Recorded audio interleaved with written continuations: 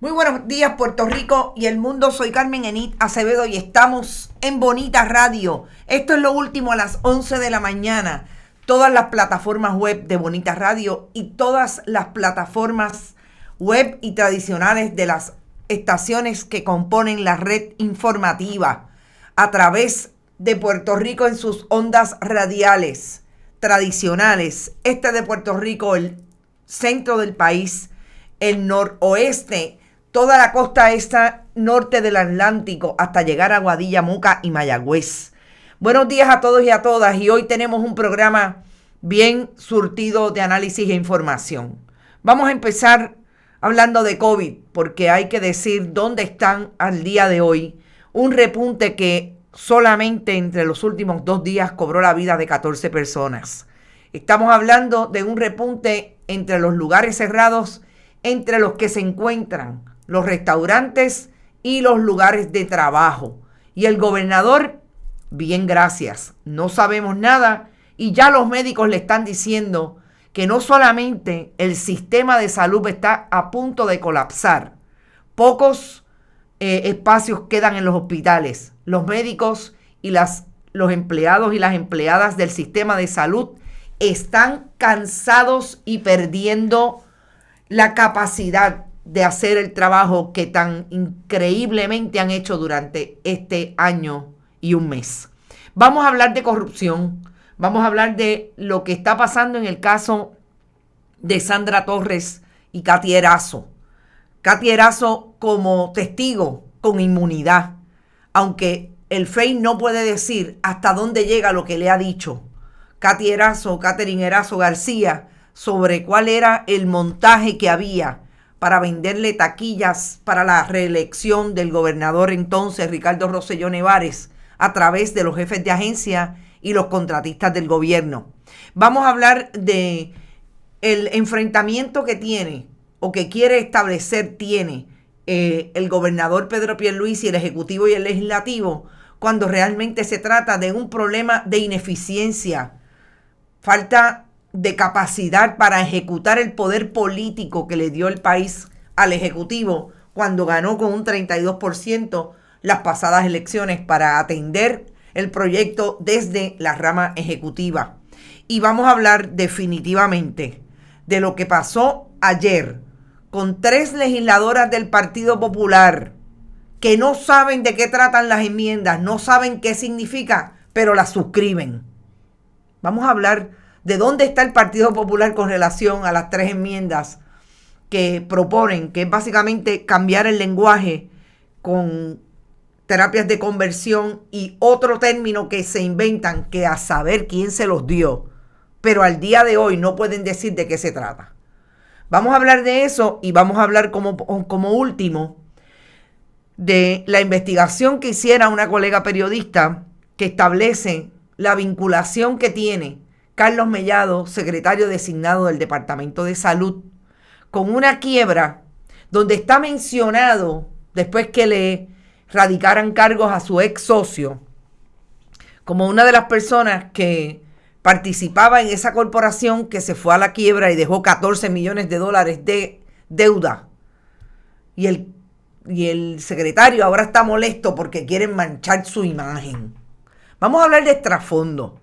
¿Dónde está Carlos Mellado desde el 2009, cuando el entonces gobernador Luis Fortuño nos nombró procurador del paciente, y ya tenía esa corporación que hacía negocios con el municipio de Canóvana? Vamos a hablar finalmente de ese tema, pero como siempre, compartan todos nuestros contenidos, vayan a bonitasradio.net. Si les parece, allí pueden donar a través de PayPal y tarjetas de crédito. Fundación Periodismo Siglo XXI en su ATH móvil, como Fundación Periodismo 21, recibe también donativos.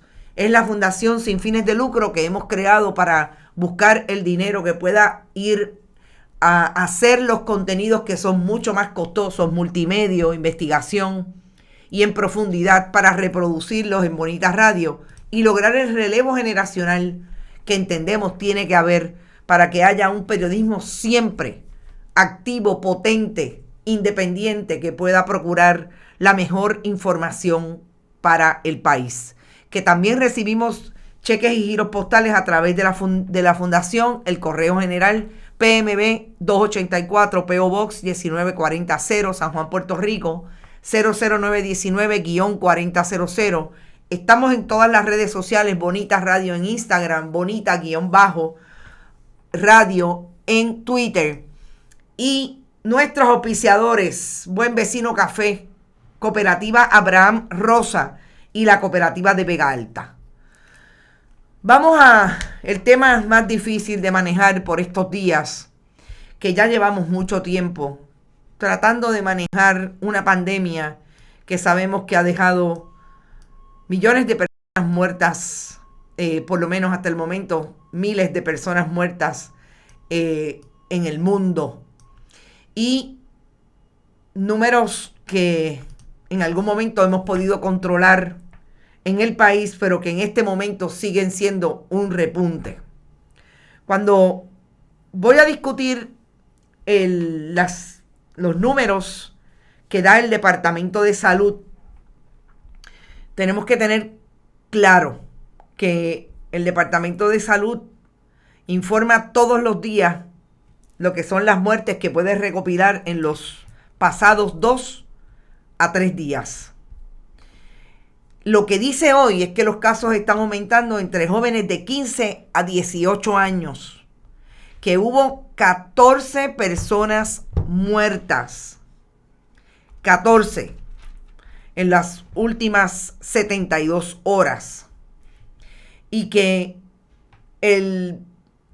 lo que más preocupa en este momento a los médicos que están atendiendo en los hospitales de Puerto Rico, lo que está ocurriendo con relación al COVID, es el repunte que ha tenido entre niños y jóvenes.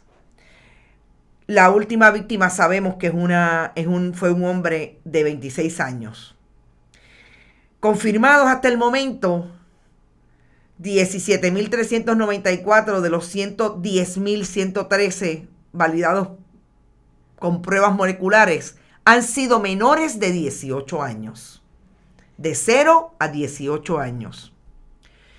Lo que plantea el doctor Marcos López Casillas, gerente de investigación del Fideicomiso de Salud Pública, es que los casos que más han aumentado son de 15 a 18. Él alega que puede ser porque esas edades tienen más movilidad y algún grado de independencia. Es igual que a los de 20 a 29 años, que los siguen bien cerca, siguen a los números, a los de 15 a 18 años. Pero lo que yo quiero traerles como un dato importante que me trae la amiga Judith Rodríguez, que como saben es una demógrafa que ha estado bien cerca del trabajo que se está haciendo desde la ciencia con relación al COVID.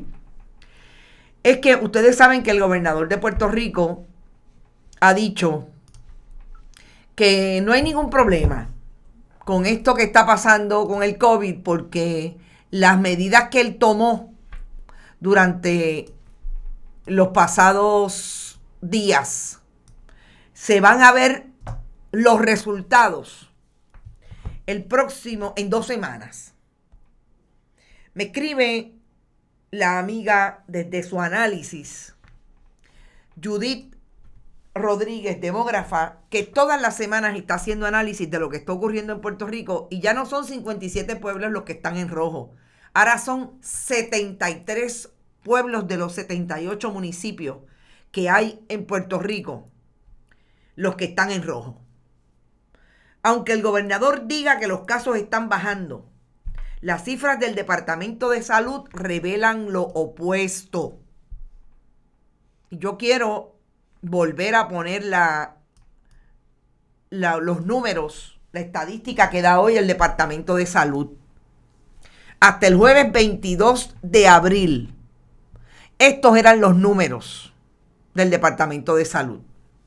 Y sigue diciendo Judith Rodríguez, las cifras del departamento revelan lo opuesto.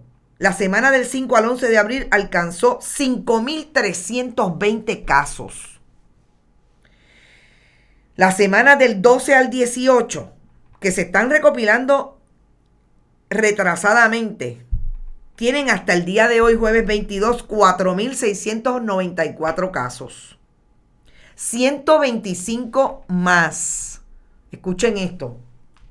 125 casos más que el paso de la semana anterior. ¿Ok? Esto es por semana. Indicio de que si se mantiene el patrón actual, también sobrepasará los 5.000 casos en los 3 días que faltan por recopilar hasta el próximo domingo. Si ocurre, se empataría la única otra ocasión en que registraron 2 semanas consecutivas con sobre 5.000 casos. ¿Que cuándo fue esto? Del 9 al 22 de noviembre del 2020. Y cuando yo veo estas imágenes dadas por el Departamento de Salud, esto no es 3 investigadores científicos comunistas que no hablan con Pedro Pierluisi. Esto no es una estadística que hace y un análisis que hace un periodista independiente o una periodista independiente. Esto es el Departamento de Salud de Puerto Rico a través del análisis de transmisión comunitaria, umbral más alto de los indicadores de transmisión comunitaria del 13 de abril, actualizado hasta el 21 de abril, 73 municipios. Y cuando yo escucho a Pedro Pierluisi decir que no va a pasar nada y que en 2 semanas se van a ver los resultados de lo que él hizo en la orden ejecutiva. Lo que el gobernador hizo en la orden ejecutiva, la revisión que hizo, solamente incluye bajar 1 hora el toque de queda y de 50 a un 30% los restaurantes.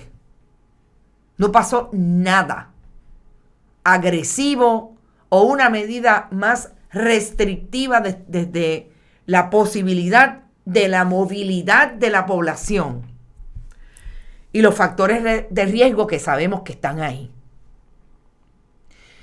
Ayer yo decía, mejor dicho, el martes, cuando se sacaron de la manga la alegada multa de $300 para los turistas que lleguen al país sin una prueba. Yo decía, ¿quién va a darle el seguimiento al turista para cobrar la multa? Esa fue mi pregunta. Ayer ya salió la información de que no hay nadie quien implemente la alegada multa. El alegado operativo para restringir más el aeropuerto. No tienen jurisdicción sobre las personas que llegan para ir a cobrarles una multa. No los pueden devolver. Dice Irán Rivera, el voto lo dejó ciego. Ustedes son terribles. Esa foto dice mucho. Una foto de un colega fotoperiodista del periódico El Nuevo Día. Dice mucho de todo lo que ayer analizamos en la tarde con Brenda Reyes Tomasini, de lo que está haciendo la posición, la proyección pública del gobernador de Puerto Rico. Y eso, que todavía no hay una conferencia de prensa donde se le pregunte lo que hay que preguntarle con relación a lo que ha salido en las últimas 24 horas. Y vamos a eso ya mismo. Que exijan las pruebas negativas antes de abordar los aviones. Exacto, Marisol Camacho. Nada más con el mal rato de una estúpida multa. Alexa Paola, exactamente. El mal rato. ¿Quién la implementa? ¿Quién va a buscar a la persona? ¿Quién va a detectar dónde están para ir a cobrarle? No. Son medidas que se sacan de aquí de la manga para que digamos que están haciendo algo. Y yo creo que eso es evidente. El gobierno no tiene ningún proyecto, pero no pueden establecer a través de un reglamento en una agencia el orden sucesoral de esa agencia, gabinete constitucional, por si no está el secretario, quién va a actuar y hacen el papelón que están haciendo con relación al Departamento de Educación. Van a ir a cobrarle $300 al que supuestamente llegó sin la prueba. El gobernador solo tiene un objetivo: convertir a Puerto Rico en un centro vacacional, dice Alan Brito Pastor. Saludos, Alan, no te había visto por acá. Melba Serra, este Pilu perdiendo el tiempo.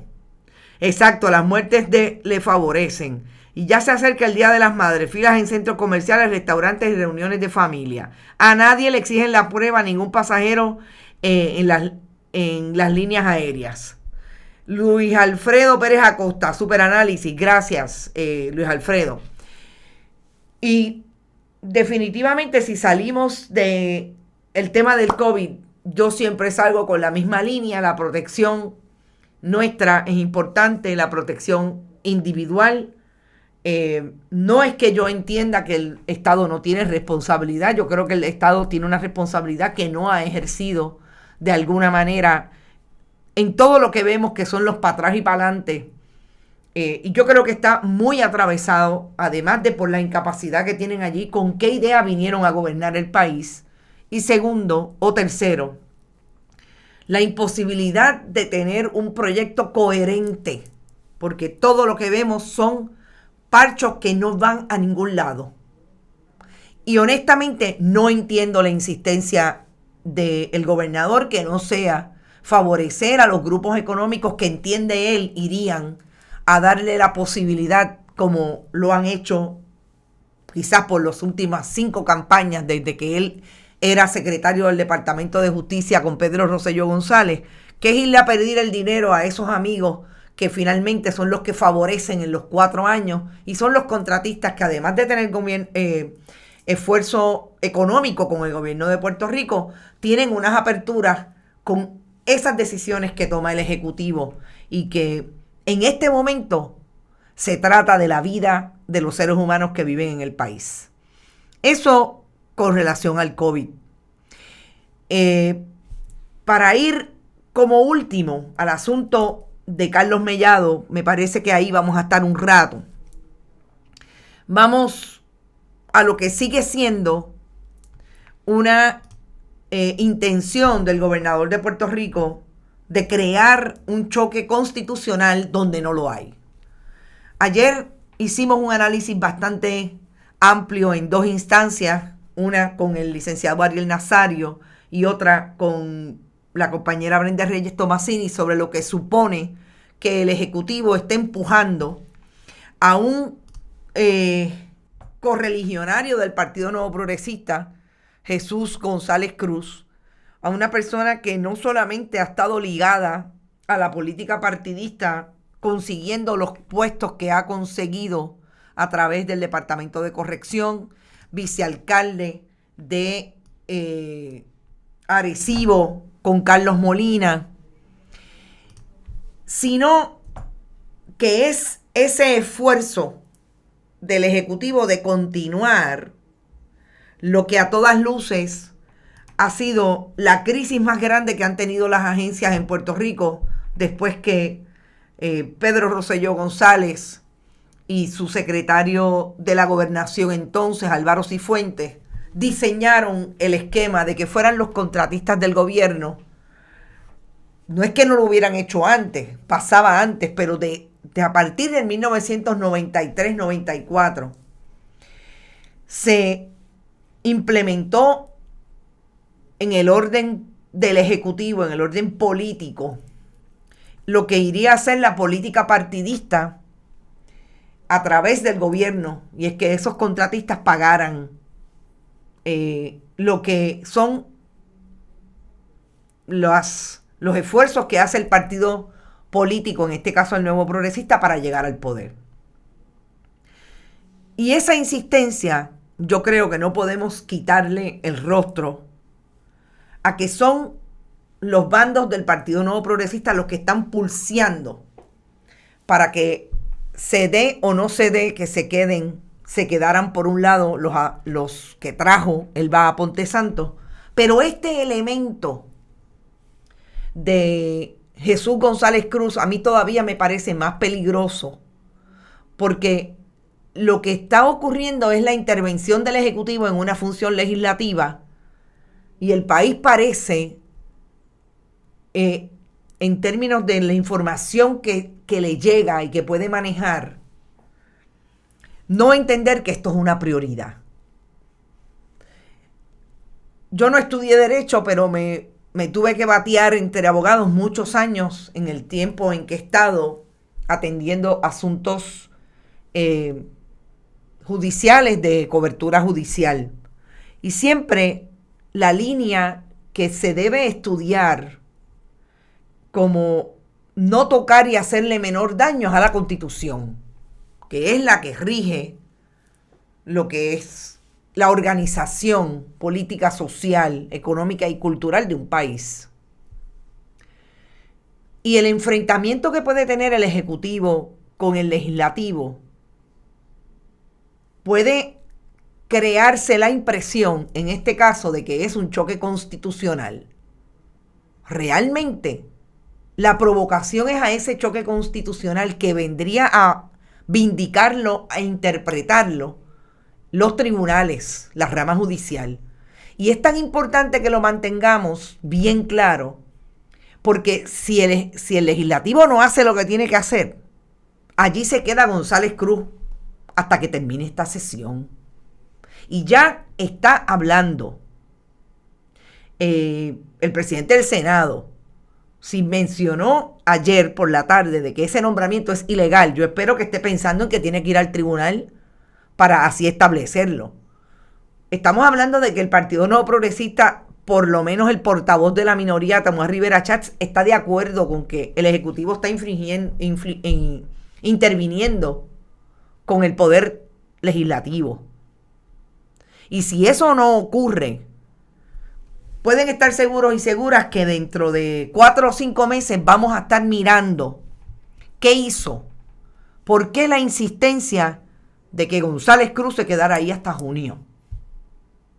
Y eso lo vamos a estar viendo. Y estamos hablando de por lo menos 6 meses.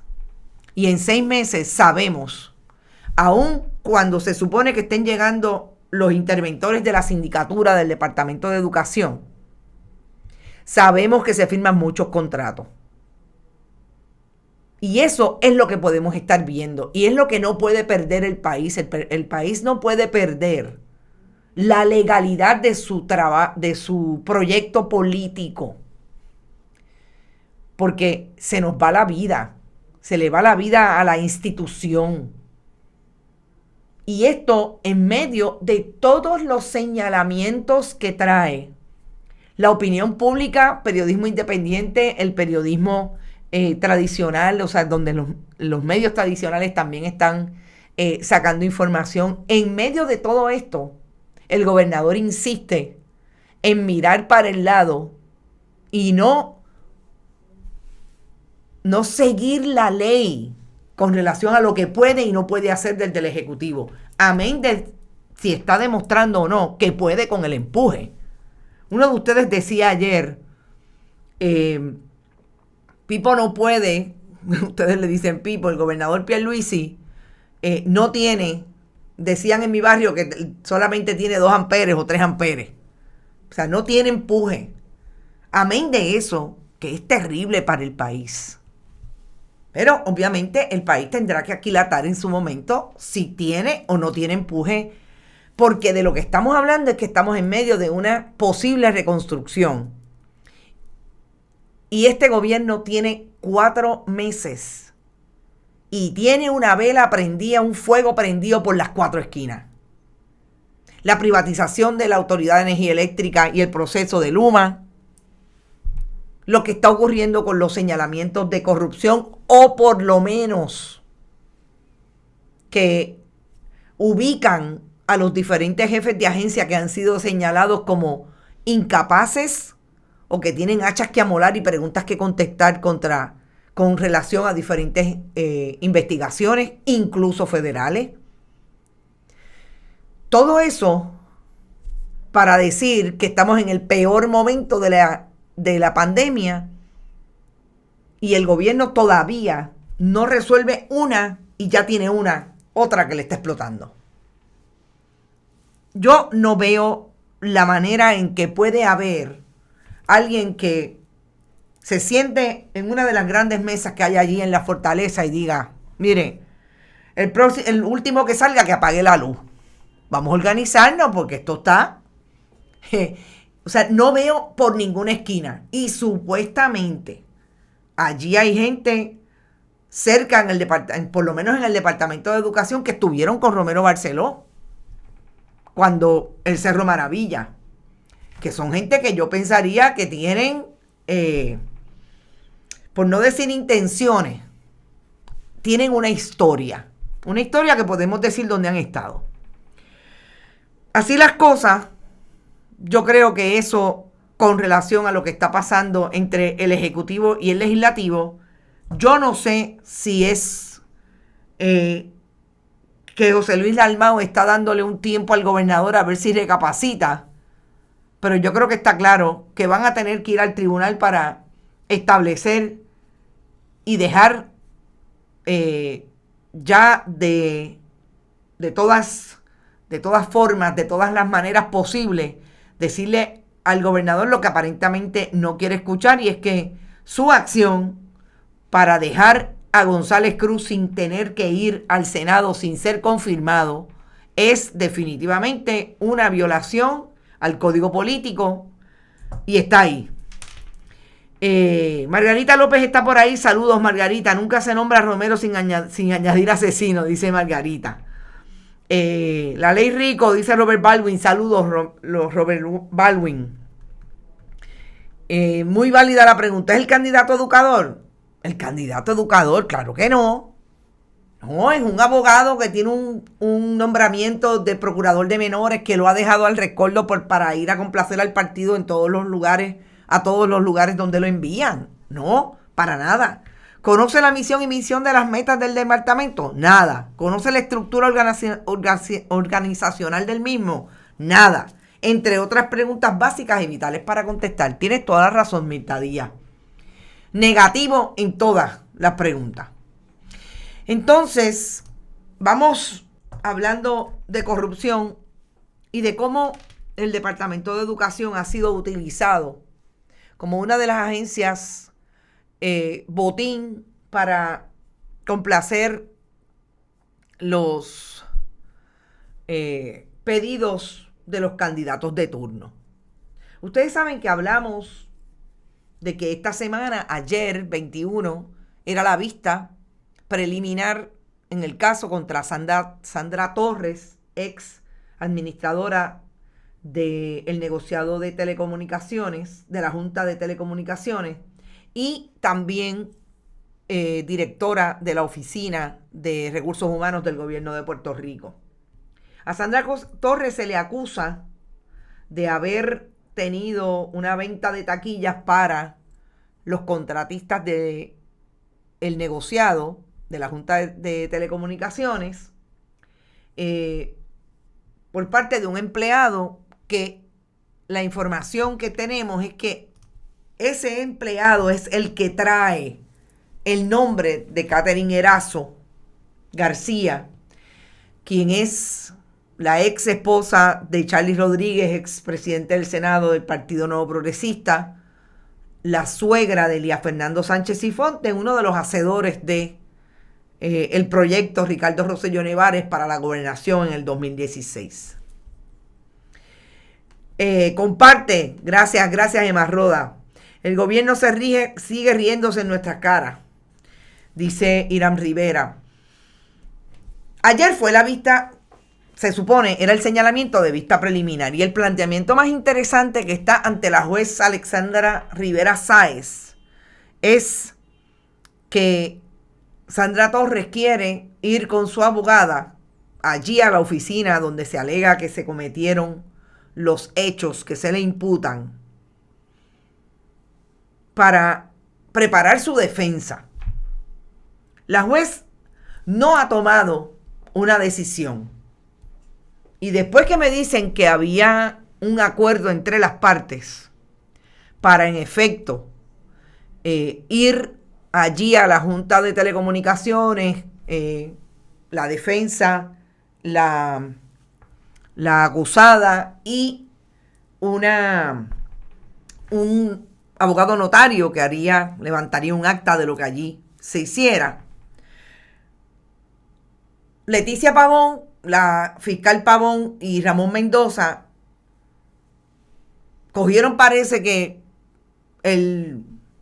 lo que estaba pensando la jueza cuando les dijo que cuál era la pertinencia de ir a esa oficina. Y entonces empezaron a alegar la pertinencia y hasta el momento la juez no tomó una decisión, pero quedó en manos del fiscal Ramón Mendoza que hiciera la gestión para que allí se diera esa visita a esa antigua oficina que tenía Sandra Torres. Yo estoy clarísima, me surgen 1000 preguntas.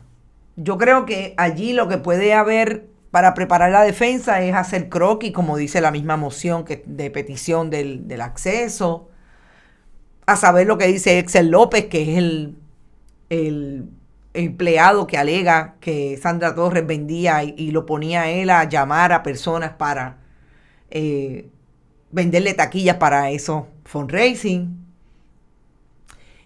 Todo eso me viene a la mente. Ahora bien, ¿hasta dónde llega? Y si se discutió ayer en esa vista, ¿hasta dónde llega lo que supuestamente no solamente dice Excel López, lo que supuestamente dice Catherine Erazo García para, en lugar de ser la acusada, como iba a ser de 4 cargos por parte del FEI, se convirtiera en una testigo con inmunidad? Y nadie sabe qué fue lo que dijo. Nadie sabe qué fue lo que dijo. Sandra Torres es jefa de agencia. Claro, Sandra Torres tiene experiencia en el mundo de la política partidista del Partido Nuevo Progresista, hasta candidata a la alcaldía de Humacao ha sido. Fue juez en tribunales de Aguadilla. Viene del antiguo proyecto de la Telefónica de Puerto Rico. De ahí su conocimiento en todo lo que tiene que ver con las telecomunicaciones. Pero ¿por qué el FEI no dice qué es lo que dice Catherine Erazo García? ¿Por qué el FEI no dice hasta dónde llega? Porque lo que todo el mundo sabe de Catherine Erazo y por lo que todo el mundo ese de los FR, como le llaman ellos, de las actividades de recaudación de fondos para un partido político, es que Catherine Erazo García era esa persona que se colocaba como contratista en diferentes agencias, que la colocaba el mismo partido porque era la persona que levantaba los chavos para las campañas. Que si tenía conocimiento Sandra Torres, yo no quiero pecar de ingenua. Sandra Torres, jefa de agencia en determinados momentos del mismo Partido Nuevo Progresista y con esos puestos que les he dicho. Pero lo que tiene que decir Catherine Erazo García es solamente de aquella instancia donde aquel dice que ella fue la que organizó el FR o fue la que le dijo tienes que llamar a todos los contratistas. Eso nada más. Se circunscribe a eso. Que yo sepa, me corrigen los abogados y las abogadas que puedan estar por ahí. Los fiscales no preguntan de eso nada más, porque son un testigo que se va a ir a sentar allí. Eso es un testigo que la otra parte lo va a coger y lo va a querer hacer papilla. No le van a preguntar de todo lo que ha hecho desde que ella era esa organizadora de los FR de el Partido Nuevo Progresista, de un candidato que el grupo de los muchachos de 35 años como su hija y su yerno fueron los que lo llevaron a la gobernación con una plataforma económica, buscar y encontrar entre esos contratistas. Primero. Segundo, ¿qué sabe Katherine Erazo de la forma en que esta gente recogían el dinero y se quedaban con parte del dinero? Que supuestamente iba para el partido político porque le cobraban 1% al partido por los donativos que recogían. Todas esas son preguntas que yo, si soy la fiscal o la investigadora del caso, si soy la investigadora periodística, me encantaría hacérselas a Katherine Erazo. ¿Por qué? Katherine Erazo dice ahora que va a revelar algo contra Sandra Torres cuando ahí están todas las preguntas y todos los líos que se ha buscado su yerno por haber sido una persona que no era empleado del gobierno de Puerto Rico y lo menos que tenía era escoltas de la policía de Puerto Rico para hacer su trabajo como director de campaña de Ricardo Rosselló Nevares. Todo eso son las preguntas que están sobre el tintero y que sepamos, ayer fue el intento de ese inicio de vista preliminar, los fiscales no dicen nada, el FEI no quiere revelar el acuerdo al que llegó con Katherine Erazo, y el próximo 28 va a haber una vista de estatus para ver cómo solucionan el asunto, para entonces celebrar la vista, porque eso sería importante. Pero nosotros seguimos investigando a ver hasta dónde llegamos. Son sin duda una mafia, dice Elizabeth Blanc, y Robert Baldwin dice la ley Rico. El FEI pierde el 90% de los casos que ve por tecnicismo. Espero que se metan los federales, dice Iván. ¿Y Gerandi tendrá que ver en ese revolú? Bueno, Gerandi está en una grabación con Elías Fernando Sánchez y Fonte hablando de los chavitos que había que buscar para la campaña. Eso es una grabación, eso está ahí. Tenemos que refrescarla, la tengo disponible, tenemos que refrescarla. Bueno, y entonces ahora, antes de ir al de salud, vamos al último caso que nosotros habíamos hablado de este personaje. Ustedes recordarán que nosotros hablamos de Enrique Volker-Snin. Ese muchacho que sabe tanto de tecnología y de digitalización de proyectos, etcétera, que participó de la campaña de Pedro Pierluisi y el 10 de diciembre el gobernador lo anunció como el gobernador, me acuerdo esa conferencia de prensa, como lo más que sabía en materia de información y tecnología, y lo iba a nombrar, o lo nombró en ese momento, el principal oficial de tecnología del gobierno de Puerto Rico para implementar, entre otras, un proyecto que se iba a llamar Ideal, que es como lo más grande en términos de los servicios y las plataformas para acceder todo a través del uso digital. Este comentario es importante, lo voy a... Margarita dice, ese esquema de la señora Erazo fue a la escuelita de los cabilderos del norte. Así mismo es. Así mismo como lo hacen allí en Washington, parece que Charlie Rodríguez le dijo, mira, allí se hace así. Así que de esta manera es lo que tienes que hacer. Hay gente bien atrevida, si no está salpicar, menos tiene tufo, dice Marisol Camacho. Tirando piedras cuando tienen el techo de cristal. Yo quiero ver. Yo les digo que si hay un juicio o una vista en que yo voy a ir, si ciertan a Katy Erazo, es ese caso. Yo les aseguro que me pongo un traje para protegerme del COVID de astronauta, pero hay que verlo.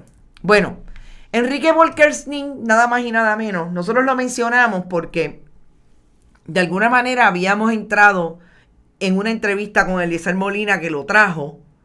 Como todos los accesos que te estaba teniendo ahora, Enrique Volkers, cuando finalmente no solamente venía de la campaña de Pierluisi, sino que le dieron un contrato, y ahí está el contrato, en la oficina, en la Comisión Estatal de Elecciones. El famoso presidente Francisco Rosado Colomer, que podían ser hasta de $9,000 al mes entre octubre. Se lo dio el 14 de octubre del 2020, 2 semanas antes de las elecciones, 3 semanas, para hacer trabajo relacionado a lo que él sabe hacer, los asuntos de tecnología, que como dice Francisco Ricardo Vargas Molina, servicios que se dan en el gobierno de Puerto Rico hoy. Pero este es, olvídese, lo más grande. Pues mire, le acaba de dar un contrato de casi $900,000 a quien fuera su ex socio. Es que esto es lo increíble. Ex socio en la compañía conocida como Tercer Piso. La nueva compañía de Juan Manuel Aguiar González. Juan Manuel Aguiar González se llama la nueva compañía Code Dog Technology Group. Y nada más y nada menos que la incorporó en el Departamento de Estado 3 días después que Enrique Volkers fuera designado, nombrado por el gobernador Pedro Pierluisi, electo en aquel entonces, a esa importante posición. 13 de diciembre, 10 de diciembre, nombran a Enrique Volkers, el gobernador de Puerto Rico, y ya el 13 estaba su ex socio, Tercer Piso, porque piso 13 es la del otro, el otro muchachito que hace análisis y es abogado. 3 días más tarde que lo nombran, sale el ex socio Juan Manuel Aguiar González, incorpora Code Dog Technology, y nada más y nada menos que, les voy a decir la fecha del presente contrato. Enrique Volkers ya tiene asignado, Tercer Piso se llama exactamente, la ex compañía de Aguiar González y Volkers, y le dio un contrato de $896,300 del 10 de marzo hasta el 30 de junio. Del 10 de marzo hasta el 30 de junio. 3 meses. Son buenos, $900,000. Cuando se le pregunta a qué otras compañías, ¿verdad? O si esto fue directo a ellos. Menciona 3 compañías que supuestamente evaluó. Pero lo más interesante de esto es que dice que esas compañías que él evaluó lo hizo tan temprano como cuando lo nombraron. El 10 de diciembre él ya estaba haciendo mente de a quién le iba a dar ese contrato, porque era importante, porque es que ahí es que van a meter supuestamente toda la digitalización de los procesos del gobierno. Cuando se le cuestiona por qué nombra o le da el contrato a una compañía que fue de su ex socio, dice, pero él no era mi socio, pero perdónenme si aparece en las páginas de Tercer Piso como una persona que es parte de ser, o sea, es socio en esa compañía, que no solamente contrata por $896,000 a esta nueva compañía, solamente incorporada 3 días después de que él recibió el nombramiento, es que contrató a otros 2 oficiales que habían trabajado con él antes, pero él dice que no, que esa gente no eran trabajadores de él. Gente, esto es el gobierno de Pedro Pierluisi, que dijo que lo iba a hacer diferente a Ricardo Rosselló Nevares. Este es el gobierno de Pedro Pierluisi, dándole contrato a los amigos del alma. Hemos mencionado cómo la legislatura de Puerto Rico, el presidente del Senado, le ha dado contratos a esos amigos del alma que en 6 meses se van a ganar sobre $500,000. Estamos clarísimos. Unos y otros. Enrique Volkers, y lo más importante, ponlo en la nevera. Hay país. Lo que no hay es gobierno. Y esto, aparentemente, lo vamos a seguir viendo por los próximos 3 años. Si es que el país decide que esto hay otras cosas más importantes que resolver antes de volver a insistir en que tienen que trabajar para el país y no trabajar para ellos. Ese es el Enrique Volkers que nosotros habíamos hablado. Pero entonces, en los últimos 10 minutos de este programa, tenemos que hablar de lo que es un problema para el Ejecutivo tener otro secretario de gabinete designado con problemas y señalamientos de que sus negocios anteriores han tenido problemas, en este caso de quiebra. Y no es que quiebren. Fíjense que este es el segundo que tiene una quiebra heavy. El de ATM también tiene una quiebra y se le acusa de lo mismo. Aunque no se ha acusado criminalmente, se le señaló como que había traqueteado con la quiebra. Carlos Mellado tiene una corporación que se conoce como SM Medical Services. Y la tiene con un socio. Y ahí una foto de Carlos Mellado a rayo hace 16 años. Con su socio que está al extremo y en el centro la entonces hija del alcalde de Canóvanas, hoy alcaldesa de Canóvanas, Lorna Soto. En el 2015, Carlos Mellado y Víctor Simons Félix le daban servicio a través de SM Medical Services al CDT Gobierno Municipal de Canóvanas por la friolera de por lo menos $77,000 mensuales. Esta corporación dejó de darle servicios al gobierno y se declaró en quiebra. En un momento dado, y se alegó por parte de la fiscalía que Simons Félix ocultó activos y se le radicó un caso de fraude alrededor de esa quiebra. La fiscalía desistió de esa denuncia 3 meses antes de que el gobernador Pedro Pierluisi le designara a Carlos Mellado como secretario del Departamento de Salud en el 2020. Pero ¿qué pasa? Esa acusación que la Fiscalía Federal hoy, a través de su oficial de prensa, Limaris Llobet, dijo que no iba a confirmar ni a descartar, ni confirmo ni niego, que Carlos Mellado, la persona A, esté siendo investigado hoy con relación a este asunto de quiebra.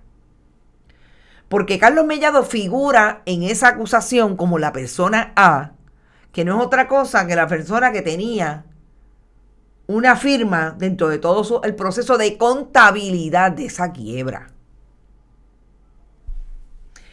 La denuncia desistida describe a Mellado como socio de SM Medical Services, quien autorizó y delegó en Víctor Simons Félix los procedimientos de quiebra. Y aquí es que viene lo bueno. En el 2012, hay notas públicas, notas del periodismo de entonces, que ya ubican a Carlos Mellado con ciertos conflictos alrededor de SM Medical. Y es que como parte de la junta de MMM, esa corporación recibió incentivos de parte de ese plan médico. ¿Cuál es el problema de todo esto? El problema de todo esto es que Carlos Mellado es el secretario del Departamento de Salud, que tiene que tener relación con todos estos elementos que estamos hablando, que se siente en la Junta de ACES y que todos esos amigos y esas participaciones que ha tenido en diferentes juntas, incluso de MMM, son parte de las informaciones que un secretario tiene que manejar y que si tuvo intervenciones aquí, puede tener conflictos con su nueva posición. Estos son los secretarios que designa Pedro Pierluisi para dirigir las agencias públicas. Entonces, no sé hasta dónde llegó, pero aparentemente anoche, cuando la compañera Laura Quintero saca esta historia, el secretario comenzó a difamar y a atacar al mensajero. No, secretario, el problema no es atacar al mensajero. Si usted tiene un conflicto y si usted tiene un señalamiento relacionado con una corporación que en aquel momento, en el 2009, cuando el gobernador entonces Luis Fortuño lo nombró, abrió un fideicomiso ciego. A mí me encantan los asuntos del fideicomiso ciego, porque es que nadie los ve nada más que ellos mismos. Y ahora supuestamente también. Qué interesante que es dentro del mismo orden en que usted se ha participado de negocios relacionados, dentro del mismo orden. Los mismos servicios. Este es el que le está diciendo al país que lo está haciendo bien. Que le está diciendo al país que está haciendo todo lo posible porque hayan proyectos relacionados a la pandemia. Pero no puede contestar, amén de decir que no tiene nada que ver y nunca ha sido acusado. Aquí nadie, la historia no dice que usted fue acusado, secretario.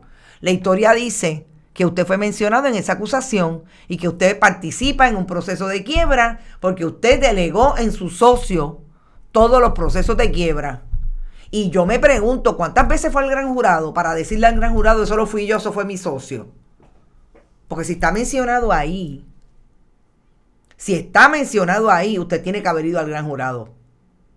Porque el investigador y la fiscalía no se lo sacó de la manga. Hay dos abogados, uno de ellos Leo Aldrich. El otro, alguien a quien conozco muy bien, Guillermo Ramos Luiña, en el caso de Víctor Simons Félix.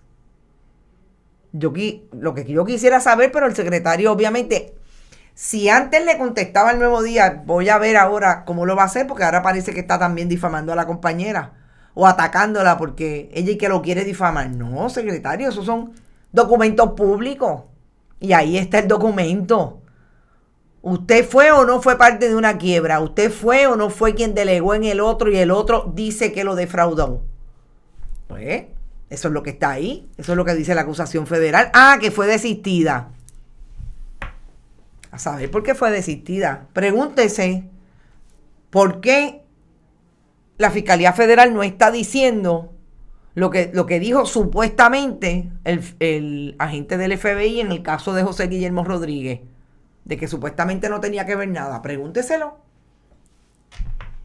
Pero eso no se lo puede preguntar a la periodista, se lo tiene que preguntar al FBI y a la gente de la Fiscalía Federal.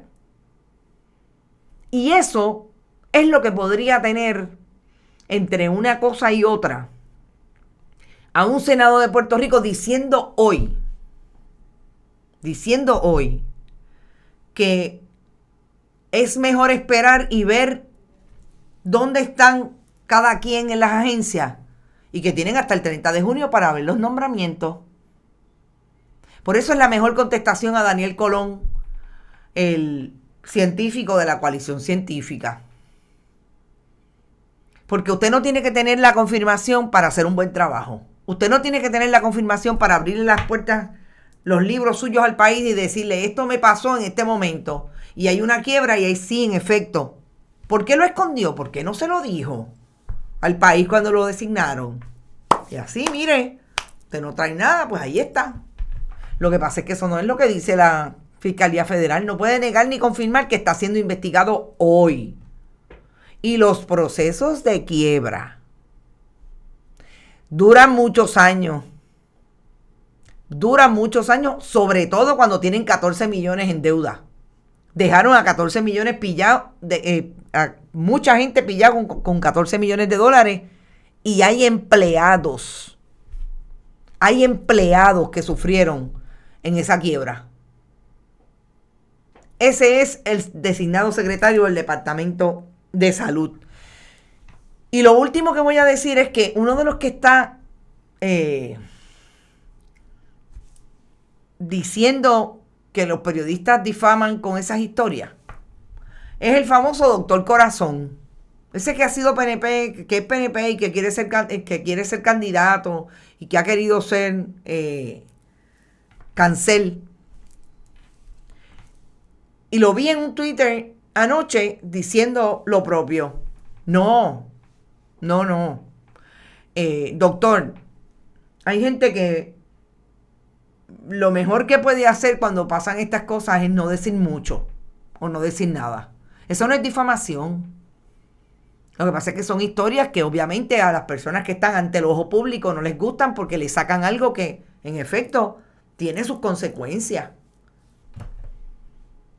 Y pues, como diría mi amiga Brenda Reyes Tomasini, lo que pasa es que hay que hacer un buen proyecto de comunicación. Y si usted tiene un proceso de quiebra que nada más y nada menos ha salido acusado su socio y usted está mencionado en la acusación, lo menos que yo hubiera hecho era sacarlo antes. Primero y segundo, fíjese, secretario, que usted no es el único de ese cuerpo allí en el Departamento de Salud que tiene un problema con las autoridades federales por razón de un socio. La alegación de su subsecretario del Departamento de Salud, Smith, es precisamente que tuvo una corporación de venta de medicamentos en línea a través del internet y su socio lo defraudó y por eso a él lo acusaron. ¿Qué cosa? También estuvo con usted, tengo entendido que en la oficina del procurador del paciente. No era que él era abogada ni idea de educación. No, que él no era abogada. Si era abogada, no litigaba. Que él siempre estuvo en el área de la educación. No sé si era Egidio o Inés, perdón. Ivonne Padua. En el área de la educación y sobre todo en el gobierno federal. Viene de la estructura del Departamento de Educación Federal. Por eso es que llega a Puerto Rico y conoce el caso de Puerto Rico. Pero el último tema que me toca, no lo puedo tocar a esta hora, que es el de el proyecto 184. Voy a colocar unas imágenes interesantes de esas enmiendas que están proponiendo estas 3 legisladoras del Partido Popular Democrático y prometo que a las 5 lo toco y quizás lo toque con lo que quiero hacer a las 5, que es la entrevista a los amigos de Plan de Contingencia que se unen a Bonitas Radio y estoy loca por presentarlos y con ellos puedo hacer ese análisis también.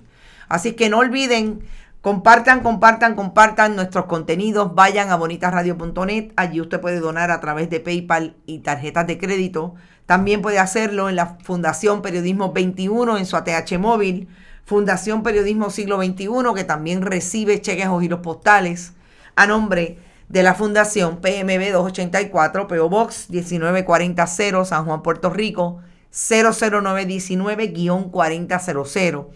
También vayan a todas nuestras redes sociales, Bonita-Radio en Twitter, Bonita Radio en Instagram, iVoox, iTunes y Spotify. Allí están todos nuestros contenidos tipo podcast. Y no se olvide que siempre están con nosotros Vega Alta Coop, la cooperativa Abraham Rosa y Buen Vecino Café. Estas fueron las informaciones hasta esta hora. Recuerden que a las 5, ¿qué palo es noticia? Haremos análisis de lo que resta, de lo que ha pasado durante el día. Vayan a Facebook, que también allí siempre están nuestros contenidos. Y siempre diferentes porque ponemos las diferentes informaciones que cubrimos acá de alguna manera. Éxito y nos vemos a las 5. Buen provecho y que la pasen bien.